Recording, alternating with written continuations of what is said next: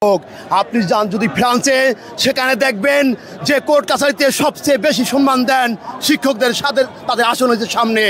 আপনি যদি যান জাপানের সবচেয়ে বেশি সম্মান দেয় শিক্ষকদের। সেখানে একটা নীতিমালা আছে যে কোনো শিক্ষকদের যদি কারাগারে বন্দী করতে হয় তাহলে ওই সরকারকে আগে জানাতে হবে, তারপর হবে। আপনি যদি যান চীনে দেখবেন সবচেয়ে বেশি সম্মান দেয় শিক্ষকদের। আপনি যদি যান কোরিয়ায় যদি কোনো মন্ত্রী হয়, মন্ত্রীর পরে দ্বিতীয় স্থান হয়েছে মানুষ গড়ার কারিগর।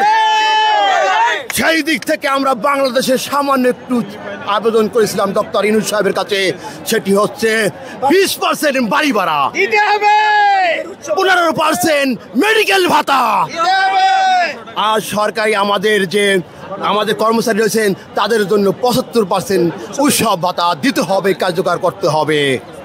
আজকে আমরা এসেছি, আমাদের একটাই চাওয়া, একটাই পাওয়া, আমরা এই শহীদ মিনার ছেড়ে আমাদের বাড়িতে যাব না।